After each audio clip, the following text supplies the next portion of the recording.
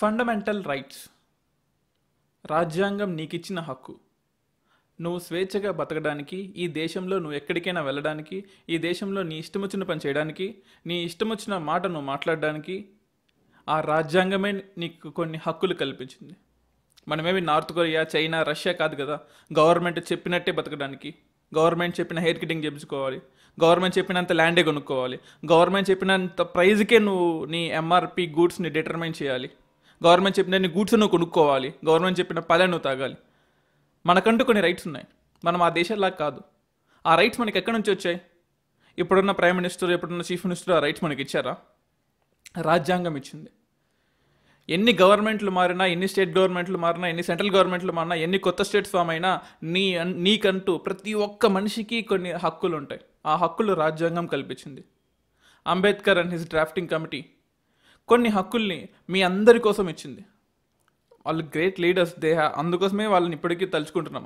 వాళ్ళు 1949-50లో క్రియేట్ చేసిన రైట్స్ ఇప్పటికీ మనం ఆ రైట్స్ మనం బతుకుతున్నామంటే అర్థం చేసుకోండి. ఈ సిరీస్ ఆఫ్ వీడియోస్లో మీకు ఫండమెంటల్ రైట్స్ యొక్క ఇంపార్టెన్స్, ఫండమెంటల్ రైట్స్ అంటే ఏంటి, ప్రతి ఒక్కొక్క రైట్ అంటే ఆర్టికల్ నెంబర్, మన రాజ్యాంగంలో ఆర్టికల్స్ అన్నీ ఉంటాయి.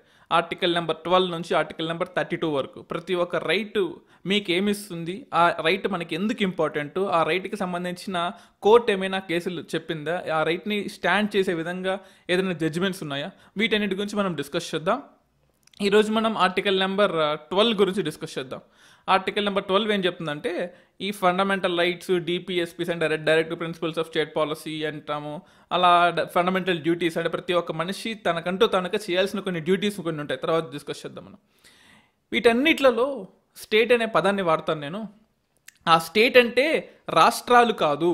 ఆ స్టేట్ అంటే ఎగ్జిక్యూటివ్, ఆ స్టేట్ అంటే లెజిస్లేటర్, ఆ స్టేట్ అంటే ఈ దేశంలో ఉన్న యూనియన్ గవర్నమెంట్. ఇవన్నీ కూడా I have with me Indian constitution. అది మీకు కూడా చూపిస్తాను. And even you can see what exactly ఒక్కొక్క ఆర్టికల్ మనకి ఏం చెప్తుంది, నీకేం చెప్తుంది, నీకు ఇచ్చే రైట్స్ ఏంటి, నువ్వు ఇంత హ్యాపీగా బతుకుతున్నావు, అంత హ్యాపీగా తిరుగుతున్నావు అంటే రాజ్యాంగం నీకు కల్పించిన హక్కులు ఏంటో ప్రతి ఒక్కరూ తెలుసుకోవాలి. ఆర్టికల్ నెంబర్ 12 చూడండి ఒకసారి. Government and parliament of India అంటే స్టేట్ అంటే ఎవరెవరంటే government, parliament, executive, legislative. Executive అంటే ఎవరు? ఐఏఎస్ ఆఫీసర్లు, ఐపీఎస్ ఆఫీసర్లు, ఐఎఫ్ఎస్ ఆఫీసర్లు, ఇన్కమ్ ట్యాక్స్ ఆఫీసర్లు, వీళ్ళందరూ జాయింట్ సెక్రటరీలు, అడిషనల్ సెక్రటరీలు, డీజీలు, వీళ్ళందరూ వస్తారు. వాళ్ళతో పాటు లా తయారు చేసే వాళ్ళు ఎవరైతే ఉంటారో, అంటే చట్టాన్ని తయారు చేసే వాళ్ళు, అంటే ఎమ్మెల్యేలే మినిస్టర్లుగా ఉంటారు కదా. మినిస్టర్లు కూడా ఎమ్మెల్యేలే, కానీ they have some certain powers, executive powers ఉంటాం. వాళ్ళు చట్టాలు తయారు చేయగలరు. ఒక నార్మల్ ఎమ్మెల్యే చట్టాలు తయారు చేయలేడు. మహా అంటే ఆమోద ముద్ర వేయగలరు లోక్సభకు కానీ, రాజ్యసభకు కానీ, లేదా అంటే అక్కడైతే ఎంపీలు, ఇక్కడ స్టేట్లో అయితే ఎమ్మెల్యేలు. ఏదైనా బిల్ వచ్చినప్పుడు ఓకే ఈ బిల్లుకి నేను సమర్థిస్తున్నాను. అఫ్కోర్స్ ఆ ఫ్రీడమ్ కూడా లేదనుకోండి, పార్టీ ఏం చెప్తే అదే చేయాలి వాళ్ళు. బట్ ఈ బిల్లుని నేను సమర్థిస్తున్నాను, ఈ బిల్లు నాకు నచ్చట్లేదు అని ఓటు మాత్రమే వేయగలడు. సో లాని తయారు చేసే వాళ్ళు, ఫ్రేమర్స్ ఆఫ్ ద లా, వాళ్ళని ఎగ్జిక్యూటివ్స్ అంటాం. లాని పాస్ చేయాలా వద్దా డిసైడ్ చేసేది లెజిస్లేటివ్ వాళ్ళు. ఎగ్జిక్యూటివ్కి లెజిస్లేటివ్కి డిఫరెన్స్ తెలుసుకోండి. అంటే అంటే ఐఏఎస్ ఆఫీసర్లు వాళ్ళు వేరు. Those executives are different and the executives of government are different. ఈ రెండు డిఫరెంట్గా ఉంటాయి. Okay, de facto executives, de jure executives అంటాం. సో అంత టెక్నికల్ టర్మ్స్ మనకు అక్కర్లేదు. But what I'm trying to say is, చూడండి. అలాగే ఇంకో పాయింట్ దట్ ఇండియన్ కాన్స్టిట్యూషన్ నుంచి తీసుకున్న పాయింట్ ఏంటంటే, government and legislatives of the state అంటే స్టేట్లో ఉండే గవర్నమెంటు అంటే గవర్నరు, సీఎము, సెక్రటరీలు, వీళ్ళందరూ, and legislatives of the state అంటే మీరు ఓటు వేసిన ప్రతి ఒక్క ఎమ్మెల్యే, వీళ్ళందరూ కూడా గవర్నమెంట్ కిందకే వస్తారు. అంటే ఇదంతా ఎందుకు చెప్తున్నా అంటే, నేను మీకు ఏదైనా ఒక హక్కు కాల రాసింది, లేదా ఒక హక్కు మీరు కోల్పోయారు, మీ ఎమ్మెల్యే దగ్గరికి వెళ్ళి బాబు నాకు రావాల్సిన ఇది నా హక్కుగా నాకు రావాలి అంటే, ఇది నాకెందుకు చెప్తున్నావయ్యా అంటే, నువ్వే అయ్యా స్టేట్ అంటే నువ్వే. ఆర్టికల్ 12లో క్లియర్గా ఉంది కదా, ఈ దేశంలో గవర్నమెంట్ అంటే నువ్వే, ఎమ్మెల్యే గవర్నమెంటు, ఎంపీ గవర్నమెంటు, మీరందరూ మీ అందరికీ నేను మా ప్రాబ్లం చెప్పుకోవాలి అంటే, ఎవరైనా ఒక ఎమ్మెల్యే, ఒక ఎంపీ మీ మాట వినను అంటే ఆర్టికల్ 12 వైలేట్ చేసినట్టే వాళ్ళు. అర్థం చేసుకోండి. అంటే రాజ్యాంగం మీకు గ్రీవెన్స్ రెడ్రెసల్ కోసం ఇచ్చిన basic right first article of the fundamental రైట్స్లో క్లియర్గా మెన్షన్ చేసింది. Simple logic.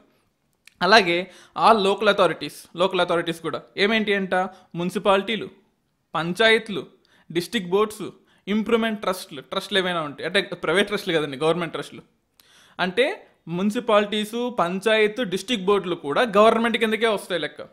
మాకేం సంబంధం, మాకు సంబంధం లేదు, రోడ్ వేయాలో మాకు సంబంధం లేదు, లేదా టెలిఫోన్ కనెక్షన్ కావాలి, లేదా స్ట్రీట్లో ఎల్ఈడి బల్బ్ పోయింది, మాకు సంబంధం లేదు అని చెప్పడానికి లేదు. You have to ask your government. Question చేయండి, ఆస్క్ యువర్ గవర్నమెంట్. అలాగే authorities such as statutory and non statutory authorities, అంటే ఎల్ఐసి, ఓఎన్జీసీ, సెయిల్, గెయిల్, బిహెచ్ఏలు. అంటే ఇప్పుడేంటి, మనం గవర్నమెంట్ స్టేక్ దాన్ని తీసేసి ప్రైవేట్ ఆర్గనైజేషన్గా తయారు చేస్తున్నాం అనుకోండి, అది వేరే విషయం. బట్ ఇటువంటి ఆర్గనైజేషన్స్ని కూడా గవర్నమెంట్ ఆర్గనైజేషన్స్గానే రికగ్నైజ్ చేయాలి. గవర్నమెంట్ని అడిగే హక్కు, అంటే గవర్నమెంట్ నుంచి మనకి ఏ హక్కులు తీసుకుంటున్నామో వాళ్ళకు కూడా అవే ఉంటాయని వర్తిస్తున్నాయి అనమాట.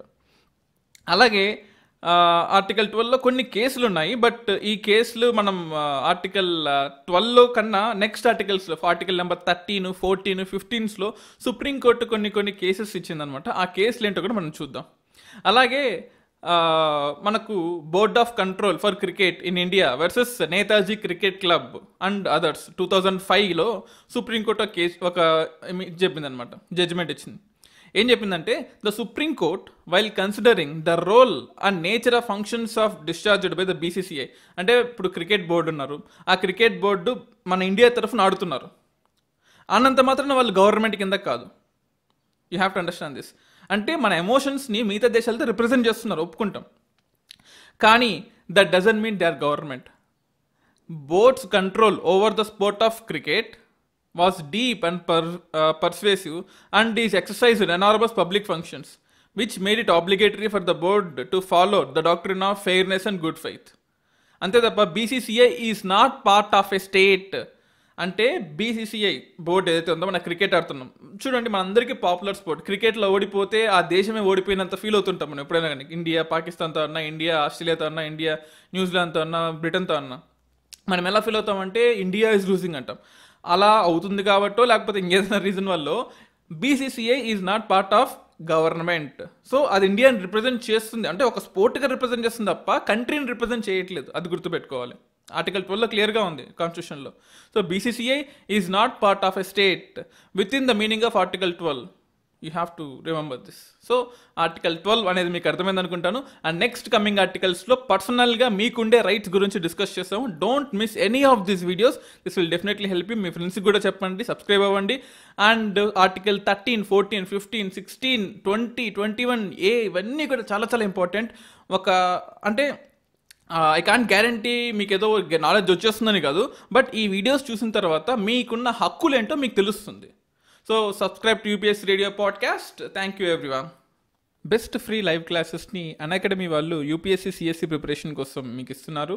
And 16th and 17th of November 2020లో ఫ్రీ లైవ్ క్లాసెస్ని మీరు వినొచ్చు. ద సేమ్ టైం కంటెంట్స్ ఒక 10 డిఫరెంట్ వీడియోస్ని మేము ముందుకు తీసుకొస్తున్నారు. Strategy for UPSC 2021, essay writing గురించి, అండ్ ప్రిలిమ్స్ని ఎలా క్రాక్ చేయాలి, అండ్ పాలిటీలో most asked previous year questions, 2022కి సంబంధించినవి, ఎంసీక్యూస్, అలా రకరకాల క్వశ్చన్స్. అండ్ అంటే ప్రతి ఒక్క వీడియోస్ని మీకు 10 వీడియోస్ని మీకు ఇవ్వడం జరుగుతుంది. So don't miss this classes. దీని యొక్క లింక్ అండ్ డిస్క్రిప్షన్ కింద ఇస్తాను. You have to listen to this classes. Definitely it will help you.